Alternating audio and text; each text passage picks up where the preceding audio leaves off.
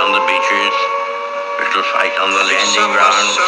Mr. Gorbachev, 1941. down this wall. Welcome to History and Stuff. In this episode, we're heading south for a brief history of Australia. So this story takes us back around 50,000 years, when a group of humans landed in modern-day Northern Territory, having travelled via boats from Southeast Asia. Evidence suggests that these people are descended from an early wave of humans that left Africa around 70,000 years ago, making their descendants, modern-day Indigenous Australians, the oldest human population outside of Africa. These arrivals would have encountered large animals known as megafauna, like the Diprotodon, which was a giant, terrifying wombat-type creature. These megafauna were so terrifying, and also probably delicious, that they were wiped out within 10,000 years of human arrival. It's worth taking a moment to establish the sheer size of Australia as a country. The distance between modern-day Perth and Sydney is around 3,900 kilometres, more than 1,000 kilometres further than Paris to Moscow. All of South Africa will fit into modern-day Western Australia. The scale of the continent should help to understand how varied the indigenous tribes living on it are and were. There were hundreds of indigenous nations, each with its own language and culture. This included varying religions and social structures. While primarily hunter-gatherers, tribes were often semi-nomadic and were experts at the local environment. The combined total of these indigenous populations is estimated to have been around 300,000 at the time of European settlement. Dutch explorers became the first Europeans to make landfall on the Australian mainland in 1606, when the ship Doifken landed near modern-day Waipa on Cape York in Queensland. The northern, western and southern coasts would be charted by the Dutch in the coming years, who would name the continent New Holland. Despite their head start, the Dutch didn't set about colonising the land they had charted. Step forward the British, who, with the loss of the American colonies following the Revolutionary War, were looking to establish a new penal colony to purge its overflowing prisons. Captain James Cook had claimed Australia for the British in 1770 when he landed on its east coast, at present-day Botany Bay. He named the settlement New South Wales, apparently having been reminded of the region upon landing. Cook and his men on board the Endeavour are reported to have heard shouts of "Warra Warra" from the local Gweagal people upon landing. This roughly translates to "go away." Relations between the British and the Gweagal quickly broke down and the natives were fired upon. A bullet-riddled Gweagal shield from this exchange is visible today at the British Museum. 18 years later, the first transported convicts, known as the First Fleet, arrived at Port Jackson in modern-day Sydney. The crimes of these convicts were often petty. For example, John R. Scott of Bodmin was sentenced to 7 years transportation for stealing 70 shillings worth of tobacco. R. Scott was effectively being sent to the edges of the known universe. A similar punishment today would be being sent to Mars for torrenting a movie. Transported convicts would form the backbone of early colonial Australia. Around 164,000 British and Irish convicts were transported to the Australian colonies between 1788 and 1868. In 1801, Matthew Flinders became the first man to circumnavigate the continent. He named it Australia after Terra Australis, or Southern Land. British settlement grew rapidly throughout the first half of the 19th century. Van Diemen's Land, which would later become Tasmania, had been settled in 1803 and was proclaimed its own colony in 1825. Swan River Colony, soon to be Western Australia, followed suit in 1829. South Australia was proclaimed in 1836, followed by Victoria in 1851. Queensland became a colony in 1859 after gaining independence from New South Wales. By 1850, 400,000 Europeans were living in Australia. The arrival of these Europeans was disastrous for the indigenous population, who had no natural immunity to the Eurasian diseases the newcomers brought with them. This was coupled with violence between the natives and the European settlers.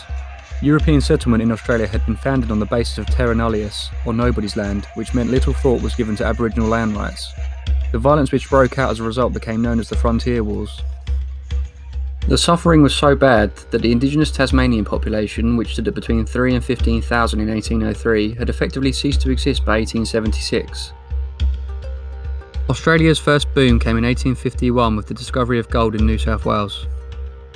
This sparked a gold rush which would see more than 600,000 immigrants, primarily from the British Isles and Asia, enter the country between 1851 and 1860. Concerns about the number of Chinese immigrants and the ethnic tensions which resulted led to the implementation of a series of immigration restrictions which collectively became known as the White Australia policy. The policy favoured white migration, preferably from Britain and Ireland, and remained in place until 1966. By the 1880s, the Premier of New South Wales, Henry Parkes, was championing the federation of the Australian colonies into one Commonwealth of Australia.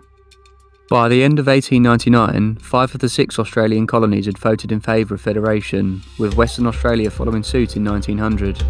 British Parliament passed the Commonwealth of Australia Act in July 1900, and modern Australia was born on New Year's Day 1901.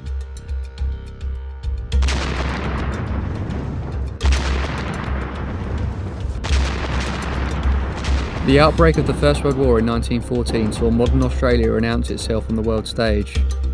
Despite never introducing conscription, over 400,000 Australian men, or 38% of the country's male population at the time, served in the conflict, often driven by loyalty to their motherland, Britain. In 1915, 50,000 Australians, under the command of Winston Churchill, served in an Allied invasion of the Ottoman Empire, now Turkey. More than 7,000 Australians died in the campaign, and many see Gallipoli as the awakening of Australian national identity, separate to the British Empire. Gallipoli is still commemorated each year in Australia and New Zealand as part of Anzac Day. The interwar years saw Australian autonomy grow towards full independence. This was best displayed in 1933, when Western Australian independence activists who had travelled to London were declined a meeting with the British government, who did not see themselves as the proper authority. This did not stop the country from coming to the aid of the UK at the outbreak of World War II. Thousands of Australians volunteered and served against Nazi Germany and Italy during campaigns in North Africa, the Middle East, and during the Battle of Britain.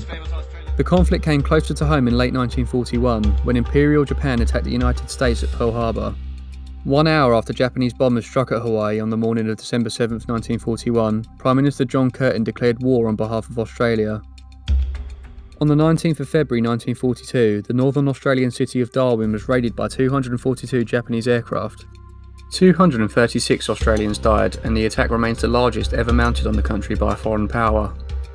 Australia emerged from World War II as one of the great Western powers. Its traditional alliance with Britain and newfound alliance with the United States would see the country's military serve in anti-communist insurrections in Malaya in the 1950s and later in the Vietnam War. In 1966, the White Australia policy was effectively ended under Prime Minister Harold Holt. This led to an influx of non-white migrants, primarily from Asia, forging the multicultural society Australia benefits from today. In 1967, Australians voted in favour of removing a line from their constitution which forbade the counting of Indigenous peoples as part of the country's population. Indigenous rights continue to be one of the main societal issues within Australian culture.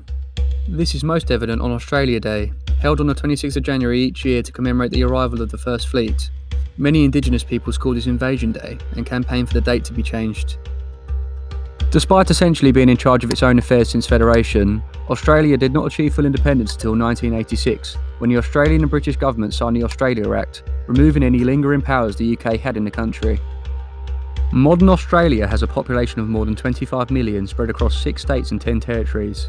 Sydney, Melbourne and Adelaide all feature in an index of the world's top 10 most livable cities, and Australians rank as some of the happiest people on the planet. And, seeing as it used to be considered punishment to be sent there, it's a pretty awesome place to live. Thanks for watching. If you like this video, give it a thumbs up. We'll be posting similar content soon with a brief history of Singapore, our next video in the pipeline, so make sure to subscribe. Cheers!